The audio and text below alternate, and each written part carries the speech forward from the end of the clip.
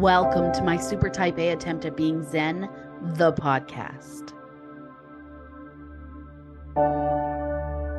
My name is Risha York, and I will be your host. If you are overworked, overtired, overstretched, overwhelmed, and just over it, you are in the right place.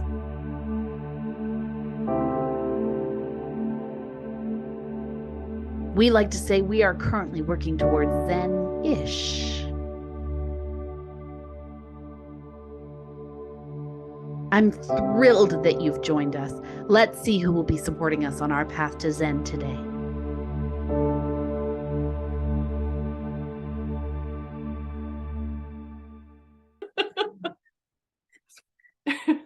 Okay, welcome to my super type A attempt at being Zen, the podcast. Woo! Today I have with me Bree. She's going to introduce herself and tell you more about what she's about, but she is a super type A person. Is that fair to say, Bree? Even though I don't like it when you say that. It's probably the biggest indicator of truth. Yeah.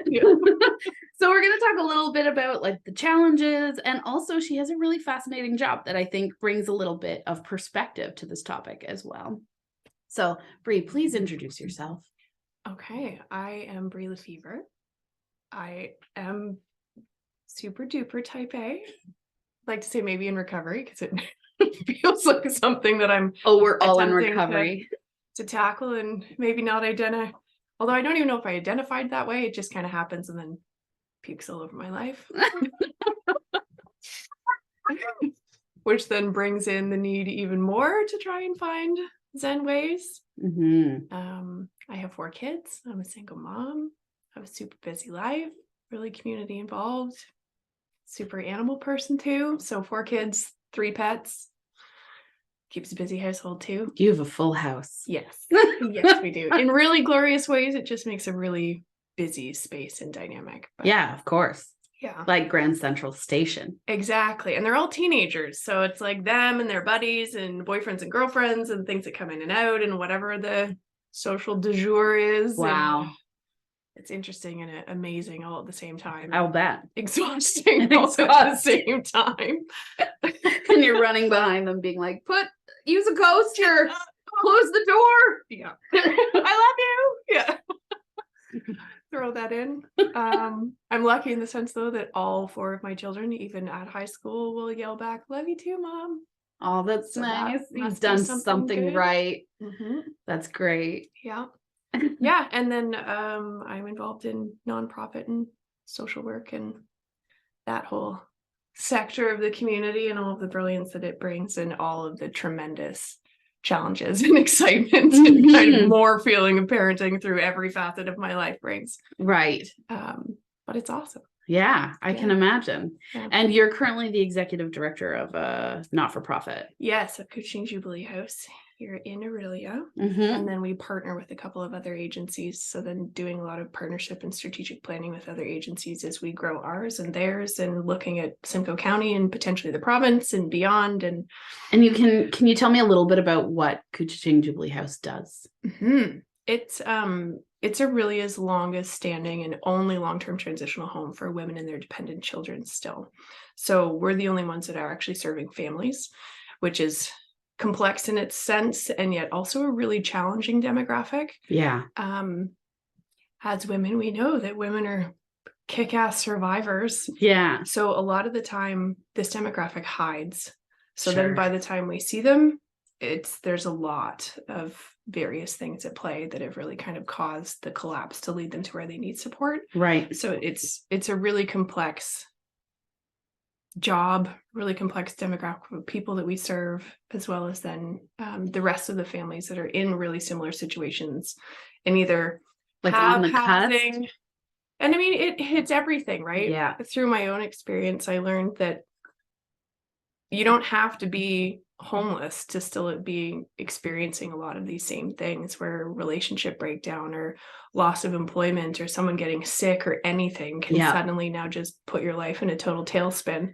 Yeah. And affect everything in your life. Everything, right? Like your You your don't know what's job, up, your what's down. Yeah. it has a ripple effect. Yeah. And it's interesting because I think how I thought, why I invited you is because your perspective on all of that, coupled with your history and where you come from and your temperament type, because let's be honest, like my super chill laid back. highly empathetic. Yes. Highly empathetic, right? But also highly organized and very focused and driven. And so I think that when we have that feeling, and I think we've all experienced it from time to time, that full loss of control. Absolutely. Right? Where you're like, whoa, I can't see the next 5 steps. I can't see the next year. I have no idea what direction I'm headed. I have to be in the present and deal with right now. And as a planner, that's hard. Terrifying. Yeah. Yeah. Right. And I think that's been the coolest part of really these last 5 years, where my marriage fell apart 5 years ago, totally put me into that tailspin for a whole variety of really complex, coming at me from every angle reasons. But then when I started at Jubilee, kind of brought that with me. And one of my biggest shifting missions have been that change, the recognition that everybody looks at it like it's just a homelessness thing. It's just a domestic violence thing. It's just an addiction or mental health thing, but it's not. No, it's so much more than that. Single one of us go through those things. We all do. Completely spin your life on its head. You lose a parent. Yeah, you lose a parent. You lose a job. You like whatever it is, you lose your home.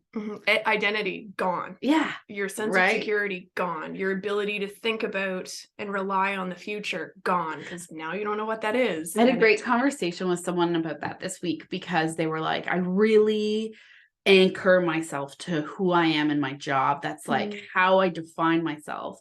And I said to them, you have no idea how many people I talk to who say exactly that. Yeah. And you have no idea how much I did that for the longest time. And then when I left my corporate job, it was so funny because people would say, so what do you do?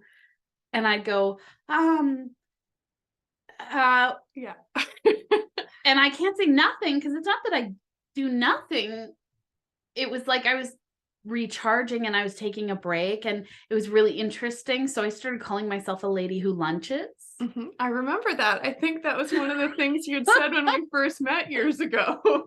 And they're like, you're a lady who lunches? And I was like, yeah.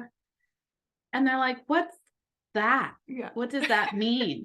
And it was the only way I could really define where I was at in my life at the time, because I was exploring. I wanted to meet people and network with people and understand what my next steps were. And I didn't know what they were. So I was a lady who lunches. I took people out to lunch, and I was like, what do you do? And tell me about that and what gets you passionate, because I'm on the journey.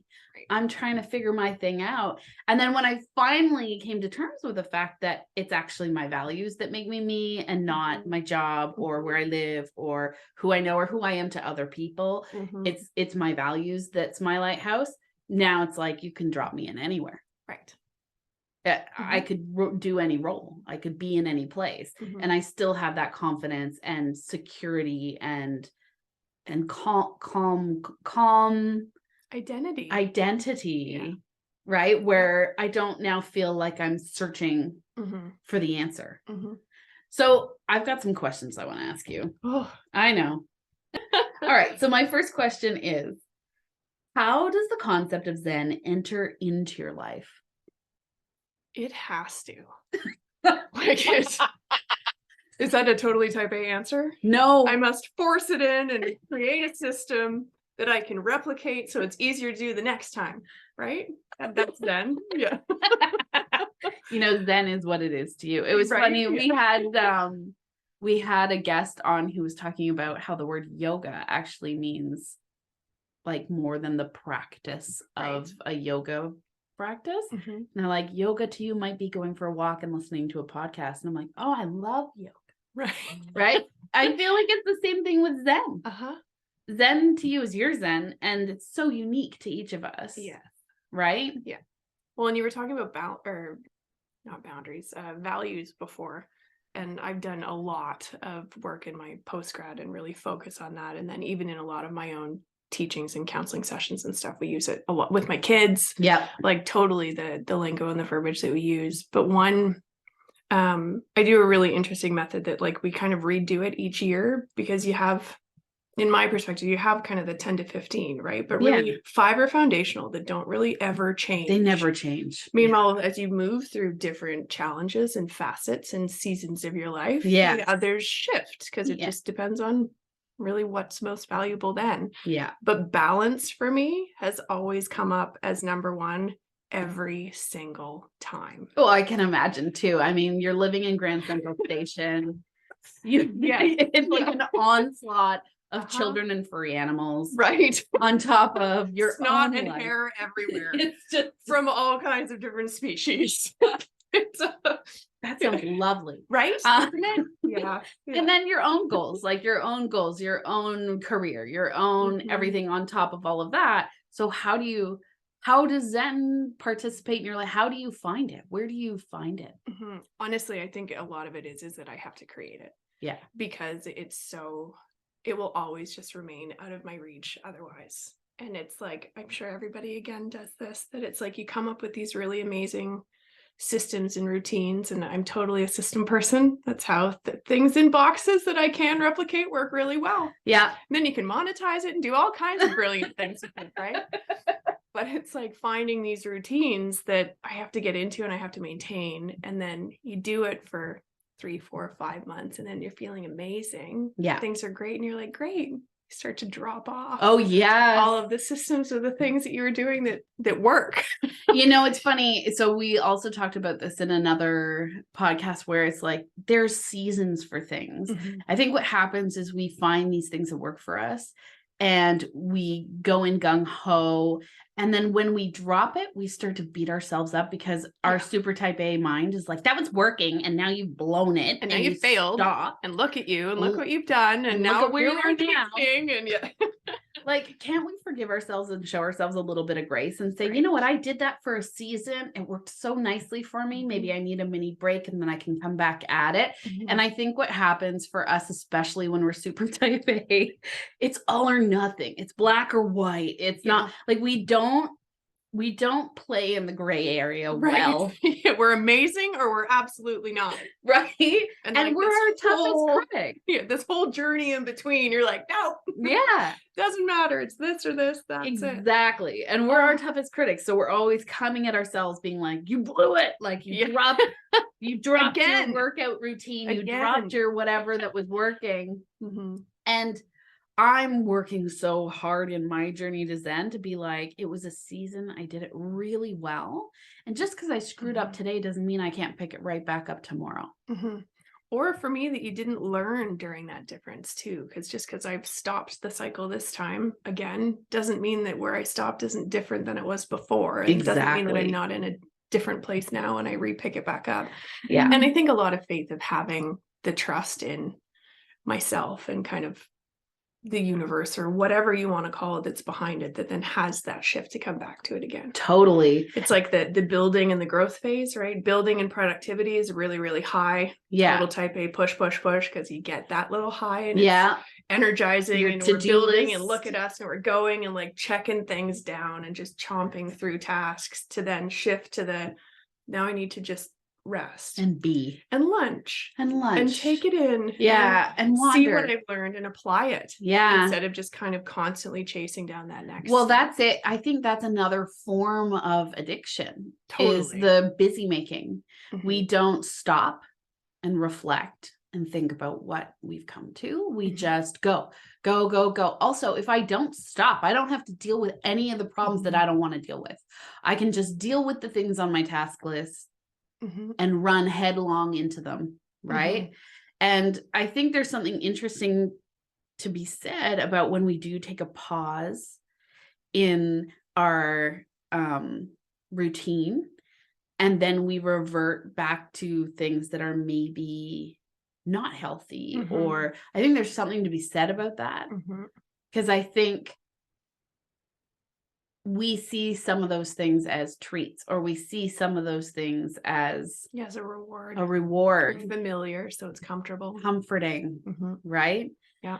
And like, I don't want to beat myself up over taking an afternoon to myself to sit in a bubble bath and eat a chocolate.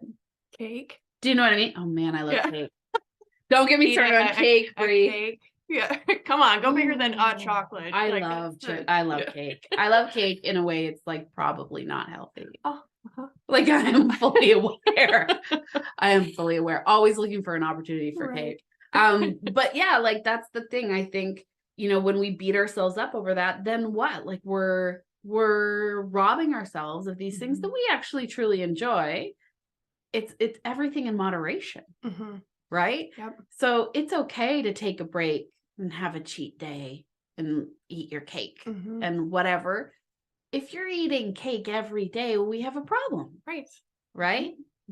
Exactly. So yeah. And part of my process, it's come up a lot through just my own reinventing of myself for the last several years, to just really not only highlight and use the type A to my advantage while I'm trying to then find other really meaningful points of Zen. Because otherwise it's like I would go full bore ahead and then I would be inactive and I would call it rest. But in that rest period, it's literally, or it's the point that sleep doesn't count as rest. Right. That's a daily necessity. Eating doesn't count as rest. Those are things that we need to actually do for survival. Every day. All the time. Right? Yeah. So basic human needs you're seeing as rest. Yeah. The 5 minutes to go to the bathroom alone is not a rest period. That again is a normal function. Do you know how often I hear women say that? Because I think what we're doing is we're always providing. We're always caretaking. We're always out there. We're doing all of these things.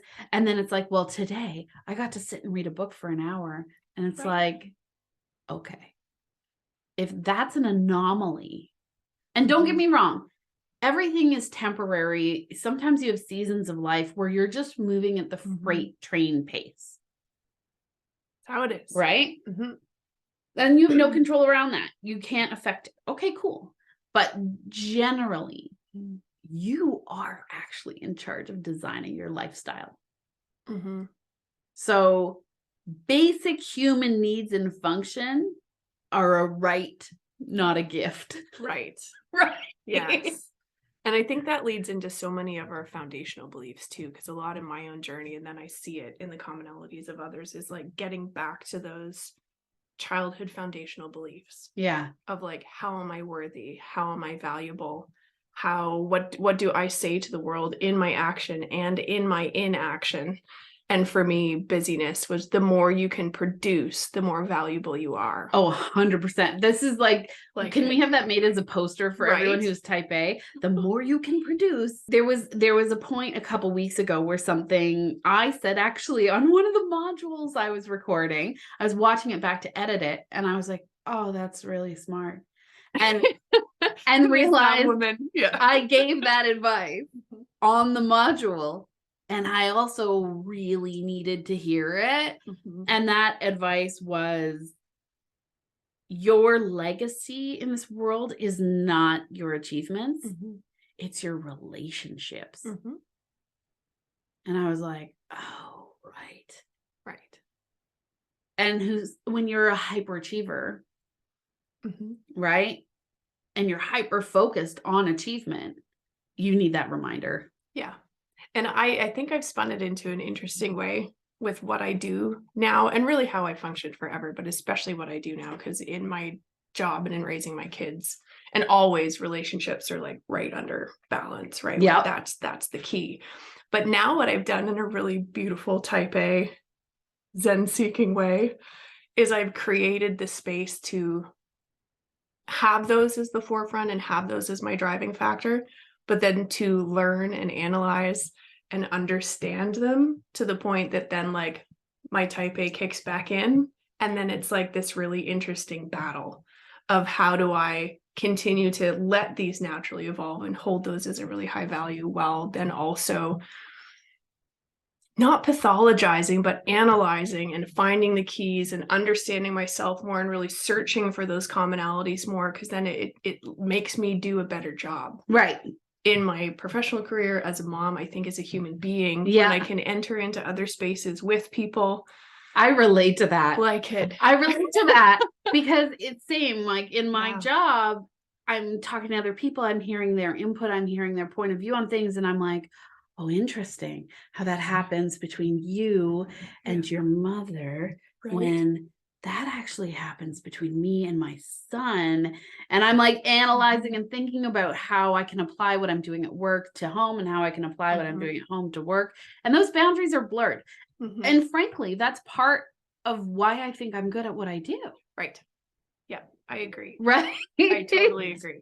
And I think the same thing for myself. And I think it's like when you were talking before about people having identities tied to what they do at work. Yeah. Where it's like that constant reminder of, I am not what I do, but I am who I am. Right. And the more I can make that whole self present in every single facet, place, the more unshakable you become. That's and right. then it's so much easier to show up be able to go into that space and be like, I'm not good today. Yeah. You know, our card pull of just like, yeah, head full of crap. I gotta have some boundaries.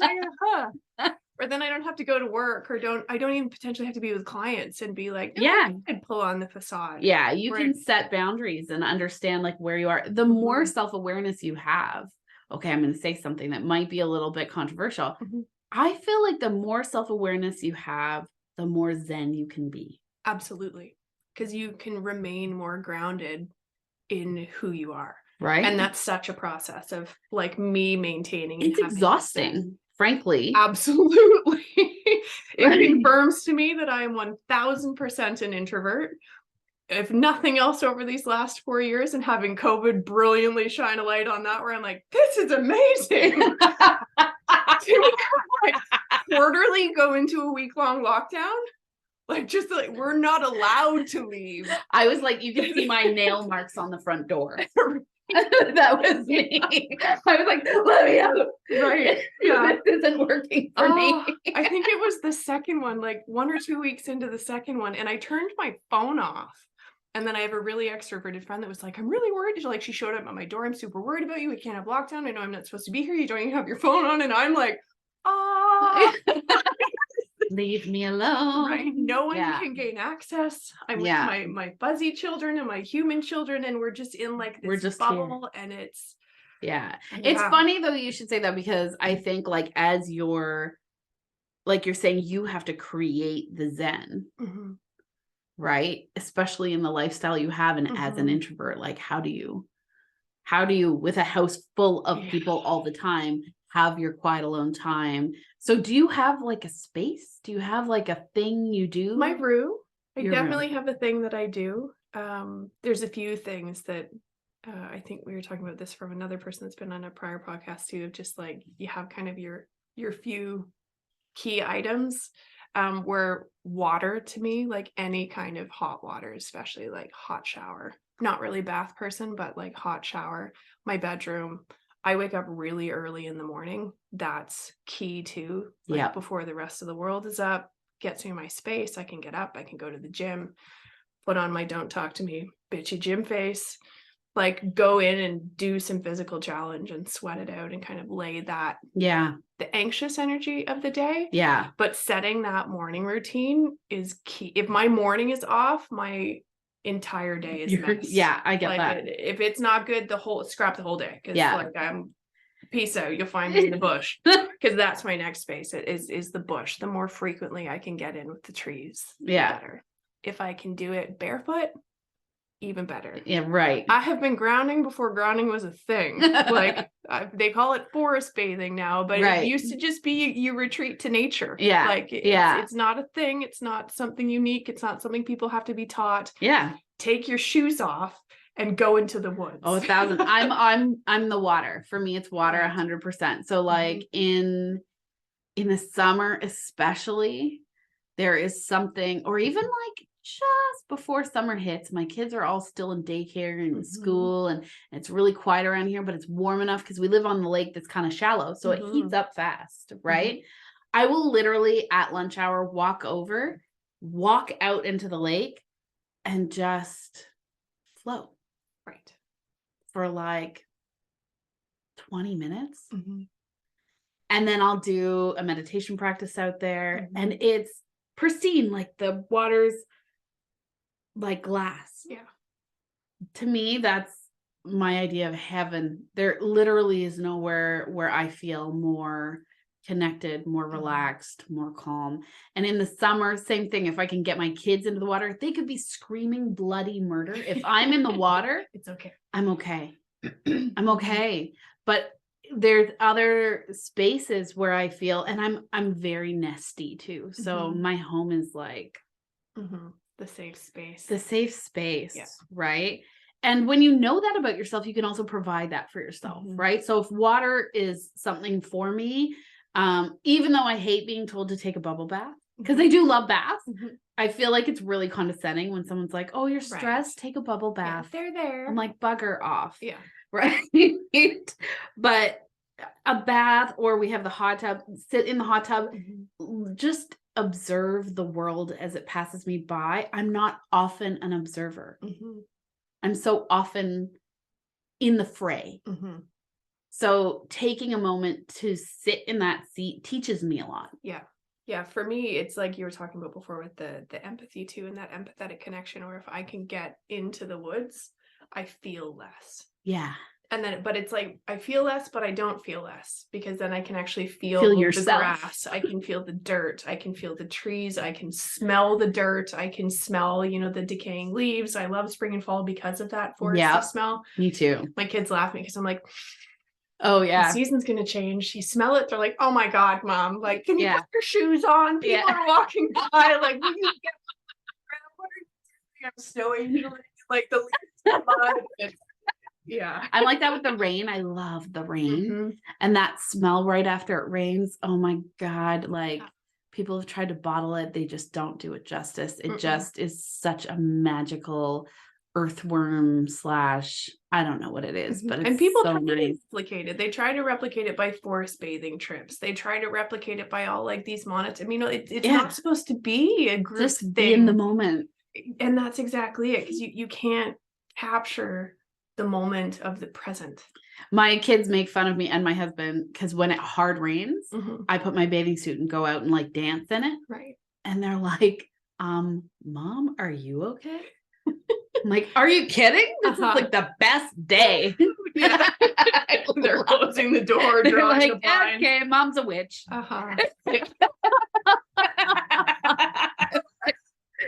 So what if I am? But yeah, no, I love that. I love all of that. And it's interesting too, I think, when we find ourselves to our happy places as empaths, because a lot of times, especially if I'm in a big room of people, you can feel everyone in the room. And then you have, and I'm getting much, much better at this, but there are moments where you're like, is this my feeling or their feeling? Right. Right? So I'll walk in happy-go-lucky, feeling great. There's tension in the room. I feel the tension and I'm like, is this my anxiety or their anxiety? Is this my trepidation or their trepidation? Like, I don't know right now. Yeah. But those moments where you're completely alone in these beautiful spaces that are completely silent, I am so attuned to what I feel and think. Things become so clear.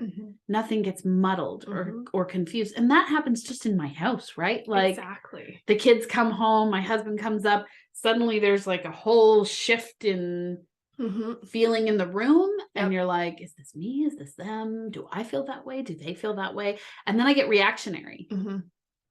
Yeah. Right? Yeah, just an attempt to try and get rid of it, to come back to that present moment. Or like I get reactionary because I'm feeling their feelings. And maybe my oldest had a bad day at school and now I'm feeling his feelings and I get like snappy or kind of intense. Right.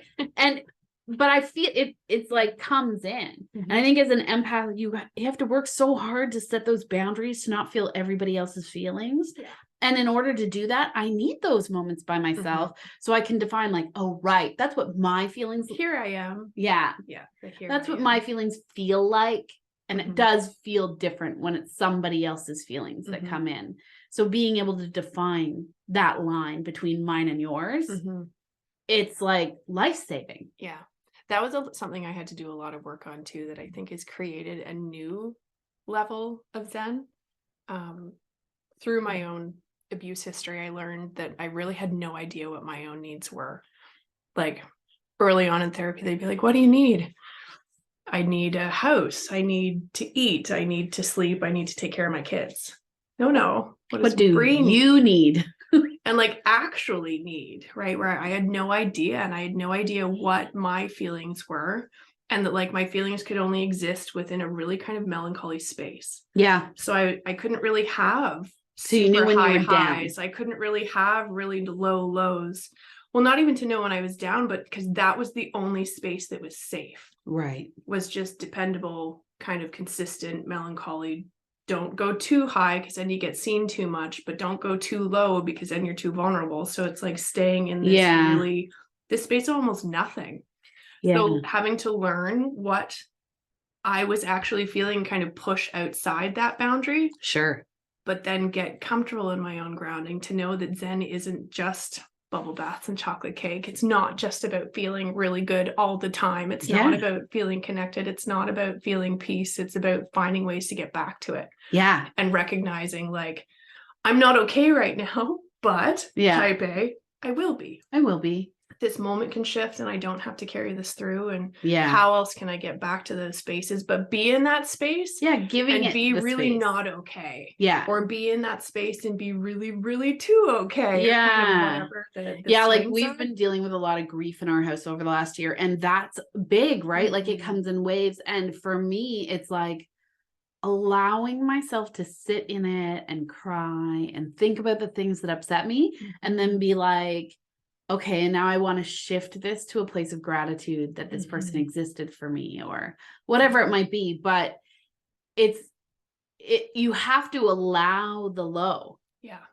And you have to allow it without trying to fix it. Yeah. Like I'm not going to fix that grief. It's not actually going anywhere. Yeah. I'm just going to get better and better at understanding it. And probably more comfortable with it. It's like having a house guest that's going to move in permanently. Right. You don't really want them there.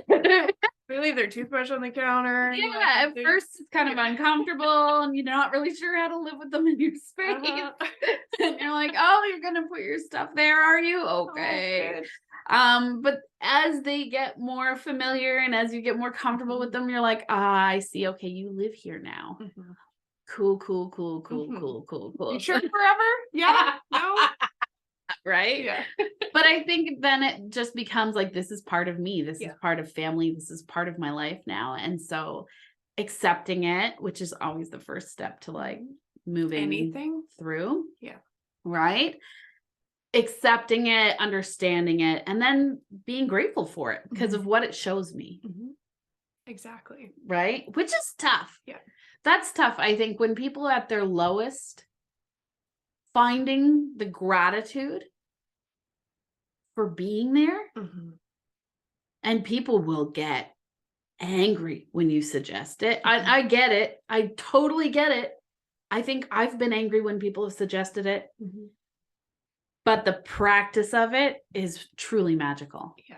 And that's a really amazing space to realize that you can't have great love without great loss. Right. You can't have great happiness without great sadness. Again, that balance. Yin yang. Exactly. It's whatever you're going to have, there's the equal and opposite effects. And it's funny because you know how you were saying, I bring value if I have achievements. Like if I am doing something, that's my value.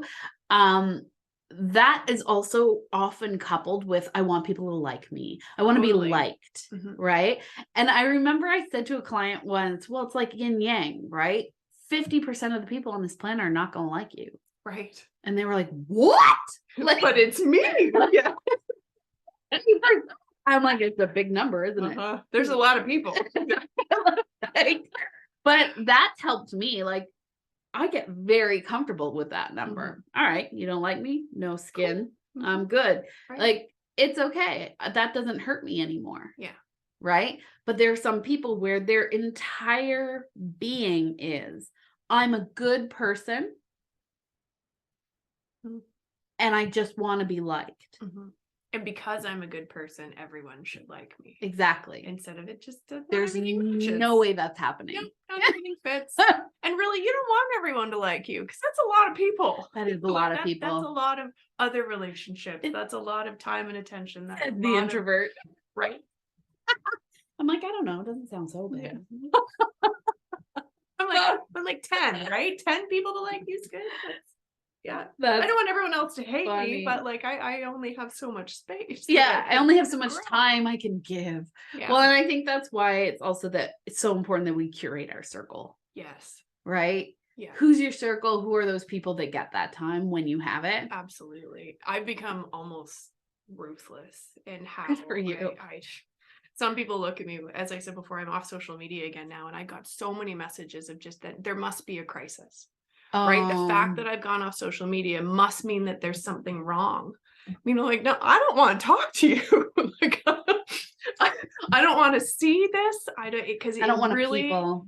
No, and a lot of it really negatively impacts me. Yeah. To like just stream or scroll or feel that I need to, or to feel that I need to maintain a relationship. And then it makes me kind of step back and pause and go, well, do I want that one? Yeah. And every 6 months I go through my friend list and remove people that I haven't directly talked to within the last year. Yeah. Because again, right, if it's a relationship that will be kind of spurred back up, I found it naturally comes there anyways. Yeah. Where I don't have, it's not like I kind of cut it and it's gone, where if it's going to exist, it comes back around. Yeah. So just kind of having that space and that trust. Well, it's that reason, season, lifetime thing with friends. Absolutely. Yeah. And sometimes it is where it worked really well in that season. And now you just don't really have anything in common, or you're going two different pathways, or you're in two different phases of how you're growing in different directions. Right. And there's nothing wrong with that. No. And I think when people take it personally, for me, when people take that personally, it actually confirms why. Right. I've chosen to create distance. Yes. Yeah. Right. So they're like, oh, nice. You're not even a friend. Like, I haven't even heard from you. Okay. Well, I haven't heard from you. Like, well, are we accusing each other of things? That's weird. So for me, it's like, it's nothing personal at all. Just let it grow. Also, I'm very, just the kind of human being I am. My temperament is very orange, and we haven't really defined what that is, but there's a product I use called Personality Dimensions. And in the tool, I would be defined as resourceful orange. That's my brightest. And orange, I mean, truly, we just don't have that much focus. So it takes a lot of energy for me to stay on task and on track. Right. Unless I'm over the moon passionate about something. And I also, because my other supporting temperaments are very type A and organized, I used to approach my relationships that way. So I would literally have a running list of people I hadn't talked to in a while, and I would go out of my way to reach out to them. And it's exhausting. Yeah. That's exhausting. And then it probably doesn't really feel authentic either. It didn't feel authentic. And also it felt like I was carrying every friendship, every relationship in my life. They would wait for me. Right. And I was like, you know what? I don't need this responsibility right now. Yeah. So especially once I had kids, I was like, sorry, this focus needs to go somewhere else. And so my friends are unbelievably important to me. And there are still people I will randomly reach out to and be like, hey, haven't talked in a while. Yeah. My love for you has not disappeared. Right. Right? Yeah. It's like object permanence. Yeah. Because I can't see you doesn't mean you're not there. Exactly. And it doesn't mean I don't adore you. Exactly. It's just, we're busy. And it's okay to be busy and not have every single person have a magical altar in your life. Exactly. Yeah. My quest and just really trying to be that whole self all the time, and like concentrating and grooming that has really helped filter through. I've always had a tight circle. Like ever since I was, again, the introvert, right? Yeah, it's like, these are my people. You got your people.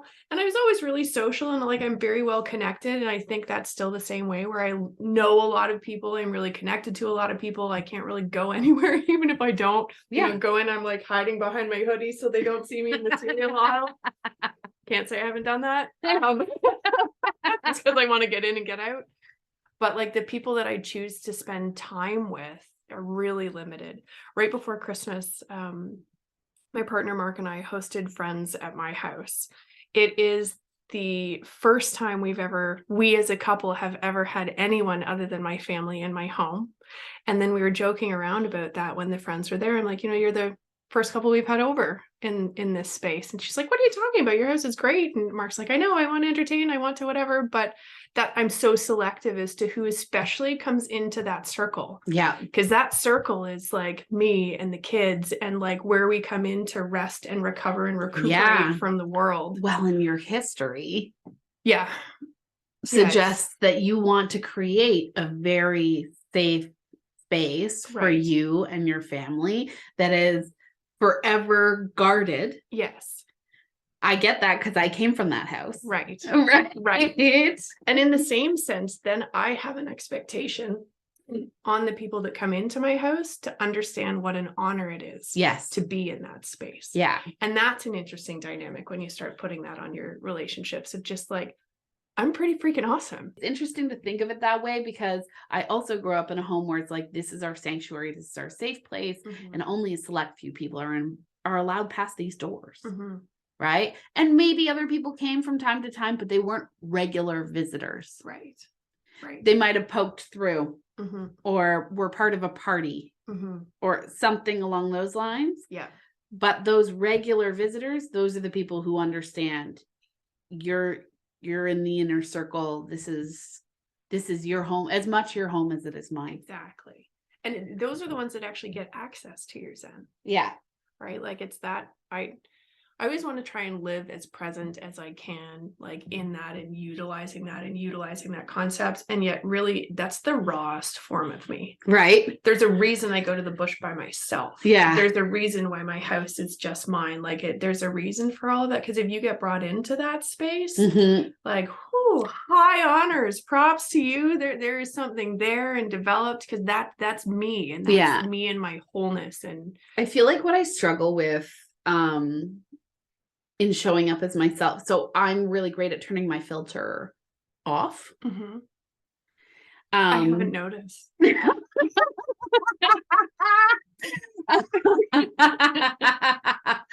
But it's funny because I think as a super type A person, I'm also highly aware of I create the perspective of myself I want to be seen professionally or personally or whatever.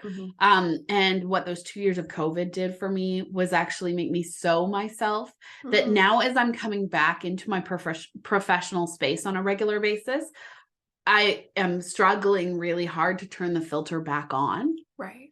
Right. So I'm dropping F-bombs and it's just because I'm so used to being able to be unfiltered, unabashedly me. And it's not that different than who I am at work. Right.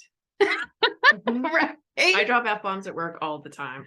They've happened in boardrooms. They've happened with clients. I'm just like, I did it twice yesterday. This is generally how I speak. Please let me know if you are. Otherwise it's like I'm passionate and and I want to try and be as present as possible of who I am all the time. Same, right? Yeah. And then I feel I have these like pangs afterwards of like, oh, that was not professional behavior. And if I was coaching someone on professional behavior, I would absolutely tell them not to do that. And I did it. Right. Yeah. Wait a second. There's a whole self to me here. Not just the perfect facade that gets put out. Thank you so much for joining us for part 1 with LeFeuvre. I hope you found some interesting little nuggets throughout this episode and you join us for part 2. We look forward to seeing you come back. Thank you for listening. Like and subscribe to our channel wherever you listen to podcasts.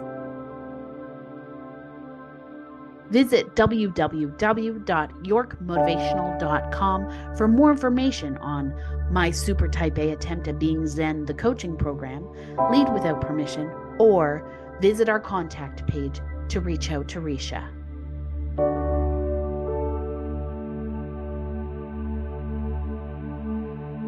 wishing you all continued balance and fulfillment on your road to Zen.